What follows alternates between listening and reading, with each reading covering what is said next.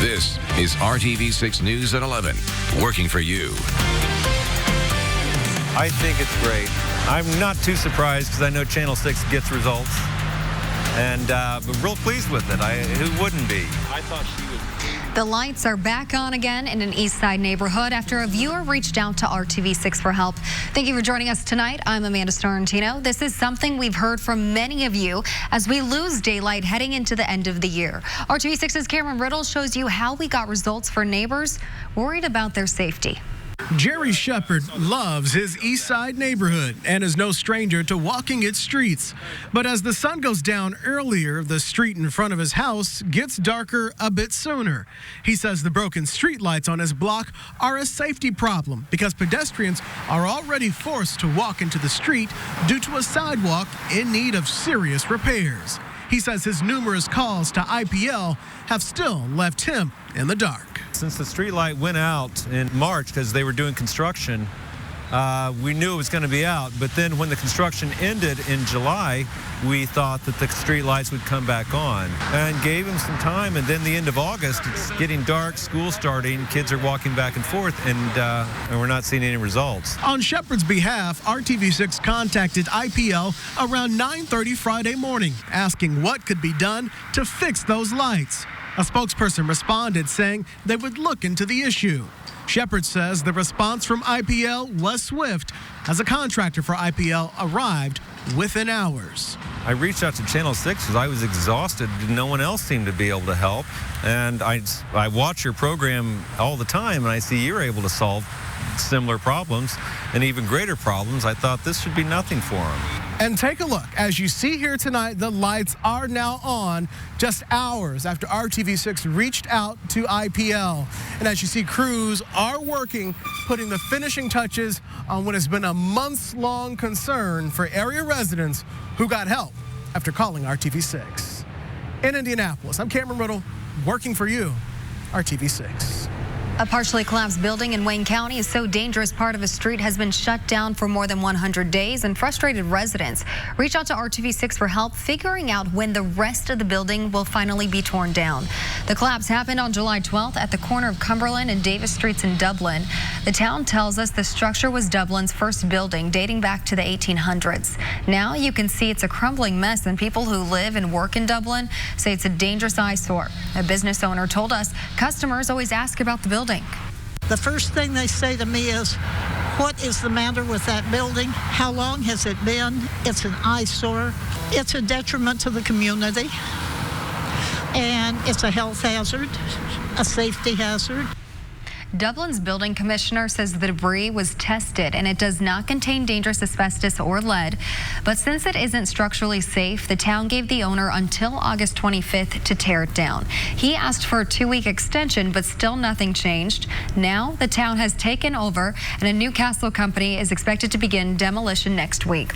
RTV6 reached out to the owner of the building, but we have yet to hear back. If you have a problem and you can't get any answers, connect with RTV6. Email us at workingforyou@rtv6.com. Kevin. And it's a dry Friday night. That was a good night for football. You got all the highlights to stay tuned for with Dave and Brad. 1 to 3 inches of rain on the way. Yeah, not yet. Get ahead of ourselves here. A wet day tomorrow. All this is south of the Ohio River right now, but the rain chances increase while you sleep. This is what we wake up to. Widespread rain, especially southern half of the state. 1 o'clock in the morning, a few sprinkles. Here comes the rain. There we are at 7 a.m. Watch as this just lifts to the north, 10 a.m. and then 1 p.m. widespread. This will come with windy conditions as well. Temperatures slowly change through the day into the 60s by later in the day. I'll take you through the rest of the timeline for when we dry out coming up. New at 11, an RTV6 viewer reached out to us after he says contractors for the Department of Child Services have not been getting paid for some of the work they are doing serving Indiana kids and families. That viewer tells us some workers have not been fully paid in almost 3 months. We reached out to DCS about this issue. The department confirms that it's been reviewing payment processing for several months, along with the Auditor of State. That has led to some processing delays. DCS says they are working on the issue, but cannot say when it will be fully resolved. We will continue to follow up with them to see when this problem will be fixed. And today, investigators were searching again for baby Amaya Robertson, the 8-month-old who disappeared in March. IMPD says they have no information to share from today's search, but we know they were looking in an area around Eagle Creek on the city's west side. Police announced on March 23rd that Amaya's disappearance is being treated as a homicide investigation. If you have any information about baby Amaya's disappearance, call Crime Stoppers at 317-262-TIPS. I'm angry, but I don't have any malice or anything in my heart. I want the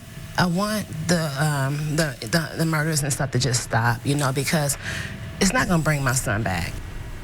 Deontae Locke's family is still trying to wrap their heads around their son no longer being here. RTV6 told you last week police found Locke dead in a car on the northwest side of Indianapolis. He had been shot. New at 11, RTV6's Cornelius Hawker tells us that Locke's parents want him to be remembered for how he lived and loved those around him. They also want whoever shot their son to be held responsible. If somebody did this to your child, what answers would you be wanting? Those questions just add to the sadness Kelly Langford and Murnell Johnson are dealing with after their son, Deontae Locke, was killed last weekend. I've just been praying that justice will prevail because, we're hurting, and I really, I have forgiven these individuals, and it wasn't for them, it's for me. And I pray that their mother doesn't have to endure the pain that I'm enduring. Last Saturday, police found Deontae dead in a car on Indy's northwest side. They say he'd been shot. I've been trying to wrap my head around that. I would say maybe jealousy or, something that was done. I really don't know. I really can't say.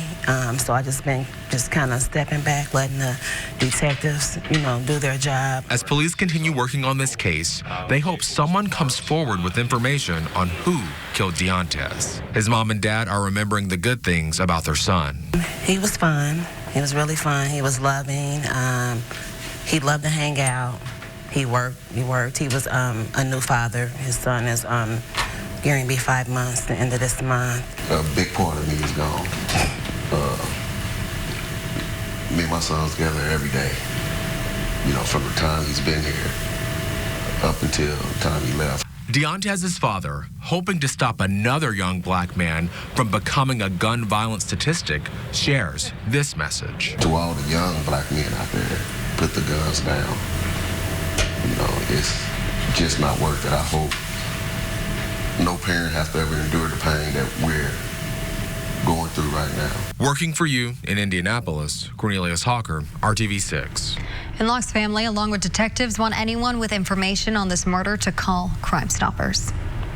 Dozens of residents and several businesses have signed up for a new program that shares private security cameras with police. B-Link Indy was announced earlier this week. The goal is to reduce the amount of time it takes investigators to get surveillance footage. 5 businesses, including Goodwill, and 60 households have enrolled in B-Link. A Catholic priest suspended in February after abuse allegations surfaced has been formally charged with 3 felonies. According to court documents, 32-year-old David Marcotte is charged with child solicitation, vicarious sexual gratification, and dissemination of matter harmful to minors. Marcotte is accused of sending inappropriate pictures to a juvenile victim and engaged in sexual conduct through social media. The Archdiocese of Indianapolis suspended Marcotte from the ministry in February and alerted police after its victim assistance coordinator learned of the abuse allegations. The United Auto Workers Union will be back at work on Monday after a majority of members approved a new contract with General Motors. That includes workers at plants in Kokomo, Marion, Bedford, and Fort Wayne. The deal includes wage increases and signing bonuses, but GM will close 3 U.S. factories. The 40-day strike was the longest at GM since the 70s. Coming up in Hiring Hoosiers, seasonal work isn't all about retail. We're taking a look at some of your other options to make some money for the holidays. Let's go! It's week 10 of Friday Football Frenzy. Ron Colley is stoked. Scores and highlights from Friday Football Frenzy coming up just a bit. Abandoned homes and piles of trash, neighborhood eyesores can sometimes lead to dangerous conditions. Clearing up those issues is one of the ways RTV6 has been working for you. Tonight, RTV6's Nicole Griffin is talking to an East Side couple who reached out to us after they say complaining to the city for years hasn't resulted in any change. And I'm afraid one of the granddaughters will get hit in the head with one of those bricks that falls off there. The city of Indianapolis has owned the home since 2017, but complaints about trash, weeds, and requests to have it boarded up date back to 2011. Each one has been investigated and closed. If they're not going to at least tear it down, then, like I said, at least come and board it up completely. People came out and they cut some of the branches down off the trees in front of the house here. Then they picked the trash up. RTV6 is all about getting results. A homeowner who lives on Tuxedo Street on the city's east side says that someone cleaned up a vacant home next door just days after RTV6 got involved. This pile of trash is what people are waking up to this morning on the city's southeast side. It's definitely a concern for everyone, I think. The apartment complex manager told us they have been calling Republic, a trash service company, since Monday. The manager said Republic told her they would be out first thing this morning. They did not come in the morning. But finally, between 2 and 3, Republic came and cleaned up the trash at Valley Ridge Apartments after RTV6 got involved. Weekdays from 6 to 10 a.m. This is RTV6 News at 11, working for you. Tomorrow is your chance to do your part to prevent drug abuse. Stores and agencies across the country are holding events for National Prescription Drug Take-Back Day. Prescription meds are some of the most common causes of childhood poisonings, and expired and unused medications can become targets for thieves. You can drop off your medications plus vaping devices and cartridges at fire stations and hospitals across central Indiana. Some Kroger and other locations are also participating in the drug take back, and you can find a complete list at theindychannel.com. Kevin, we're going to be expecting a little bit of rain tomorrow. Yeah, it looks like a lot of rain and over a long period of time. Okay. So a soggy Saturday, that's the best alliteration I can come up with. Then we'll dry out on Sunday. All of this is coming from the Gulf of Mexico, moisture straight from the Gulf to the north, part of a tropical system. Olga is the tropical storm moving northeast at 17 just off the Louisiana coast. This will drift to the north and east through the day tomorrow, and by Sunday be well past central Indiana, taking the best rain chances with it, giving us a much needed chance to dry out. So we mentioned off the top of the newscast, 1 to 3 inches of rain during the day tomorrow into Sunday morning. Temperatures tomorrow afternoon, late afternoon, may touch the low 60s. We continue to climb a little bit Saturday night. Then on Sunday, 62 as we dry out. 7 a.m., southern half of the state, ongoing rain. As we get to 10, the rain moves north. 1 o'clock, this is what it looks like. The yellow shows a little more intensity to the rainfall. And again, exactly where the 2 to 3 inch amounts will be, maybe in the western half of the state, looks to be the best bet now. 4 o'clock, still widespread rain, Peru down to Indy and Bloomington. That's the heavier side of things. South and east, not quite as heavy. We go to 7 o'clock in the evening, ongoing rain. Then as we go overnight tomorrow night into Sunday morning, that pulls away, and we'll have a chance to dry out during the day on Sunday. Rainfall potential, again, here are the numbers. They change a little bit with each model run, but they've been consistent in a broad 1 to 3 inch range. Most cases, 2 inches is a good over-under number. Temperature by noon tomorrow, 52. We're locked in the low 50s while it's raining pretty hard. Temperatures late afternoon, 61. They'll climb a little more after that. Tough day up in West Lafayette, 51 at kickoff. Be prepared to try to stay dry. Have some plastic with you, whatever it takes. Temperatures will be in the 50s. Also in Muncie, Ball State, temperature 52 or so at kickoff.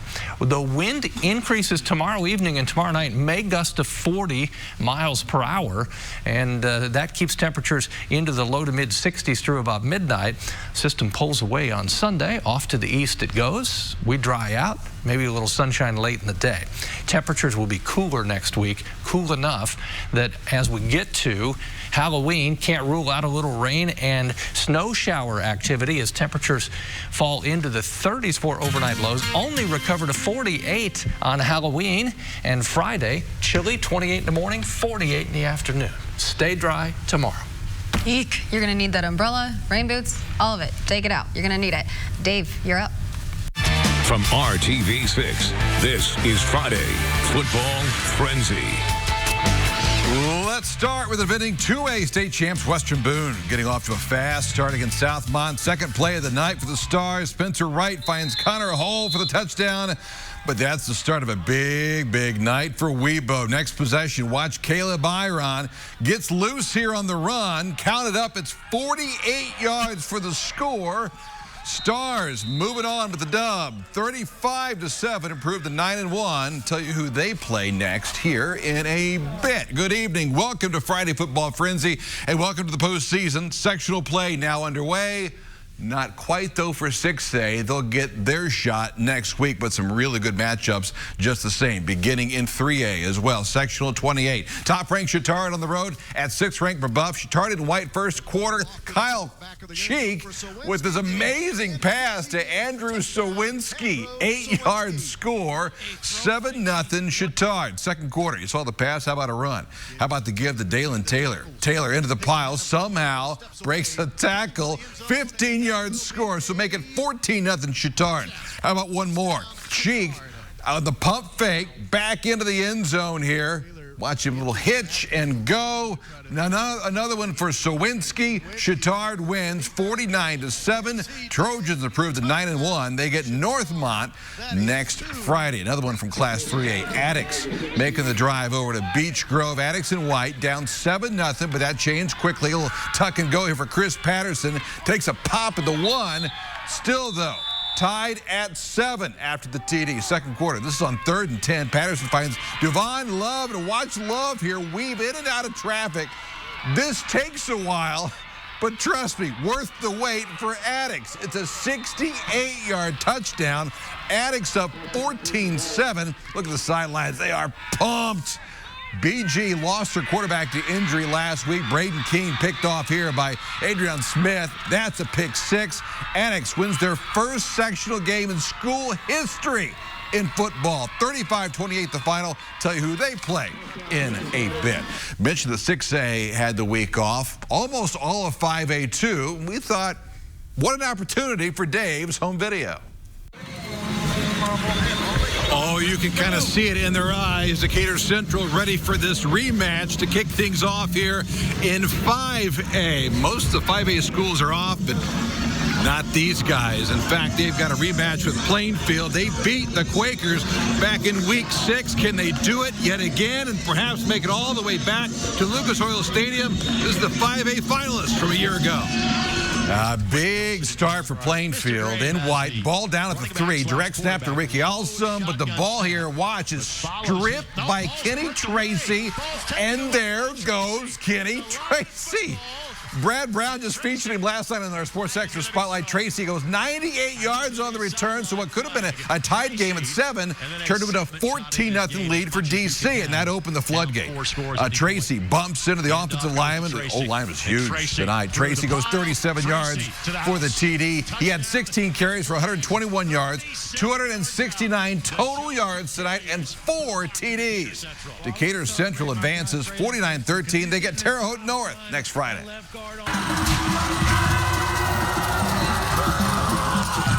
Here they come. Ron Colley's ready to go. And when it comes to sectional play, these guys have been pretty good to the tune of 19 sectional championships. They haven't won one, at least a sectional game, in a couple years. Can they do it tonight against Frankfort?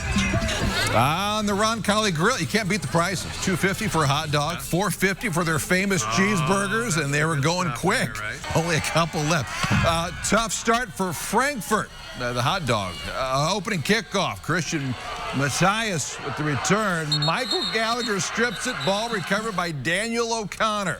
Rebels make quick work out of the turnover. Sophomore quarterback Aiden Leffler up top. What a grab by Noah Sissel. Got 1 foot in. 13-yard score. 7-0 Ron Colley. Next drive to give to Baron Hubler.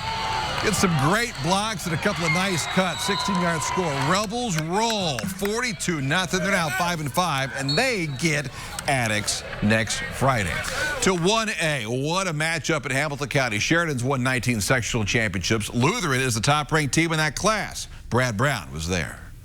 In each of the past 3 years, Lutheran has gone all the way to semi-state, but not yet to the state finals. To get there this time, they'd have to get past Sheridan, and with Marcus McFadden leading the charge, they made an emphatic start to the postseason. McFadden was simply too much to handle, including a handful of runs just like this, where the Blackhawks could not bring him down. McFadden scoring 6 times in the first half as the Saints piled up 49 points before the break. That was enough to put up the running clock in the second half. Lutheran's defense continued to be up to the task, keeping things at bay down the stretch. And a couple of late scores by the second-team offense added up to an impressive 63-14 win as Lutheran improves to 9-0 on the season. We've been through this now with this group, 3 semi-states in their tenure. For us, it's all about just getting better. It's about making it for us, And we just closed out here talking about, we're 1-0 this week, and we've got 1 to go, and that's all we've got to do. Be prepared for next week. We talked about following the game plan, discipline, no penalties, and it'll get us through this game. And that's exactly what happened. We actually had a lot of penalties, but we got through it. Feels good to hear the fans cheering, cheerleaders cheering, parents going wild. The 63 points matches a season high for the Saints. Lutheran will be home next week against Covenant Christian.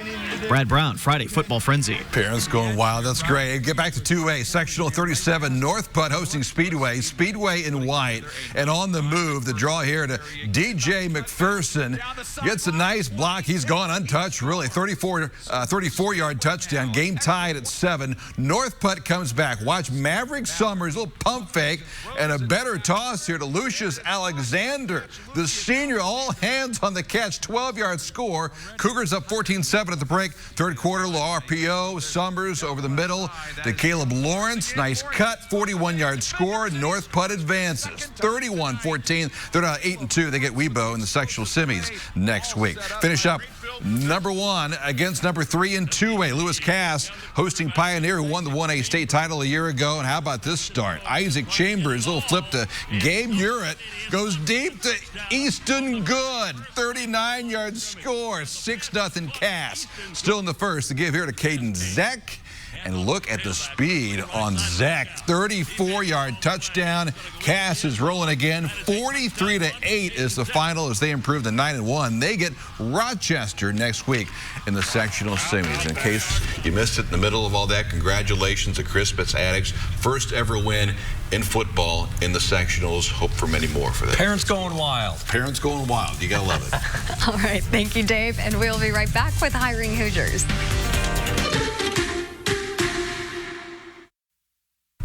Tonight in Hiring Hoosiers, time is running out to land a seasonal job. If you're looking to make some extra cash around the holidays, Walmart has officially kicked off its holiday sales. But when we talk about seasonal jobs, it's so much more than retail positions. The Noblesville Ice Plaza at Federal Hill Commons is looking for workers to staff its ice rink for the season.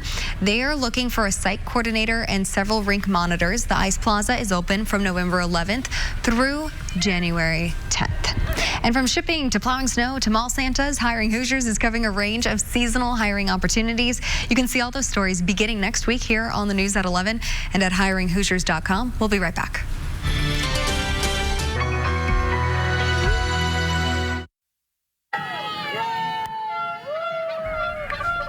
Some creepy bikers might have caught your attention on the east side tonight. Zombies of all ages got together for the annual Zombie Bike Ride through Irvington. The Zombie Bike Ride is part of historic Irvington's 73rd Halloween Festival. Exactly what I would expect, a low-speed ride for the zombies. They may still be there in the morning. They're crawling through Irvington. They were lucky they stayed dry. Yes, it'll be a different story tomorrow. Yeah. Thank you for joining us. Have a great weekend. Good night.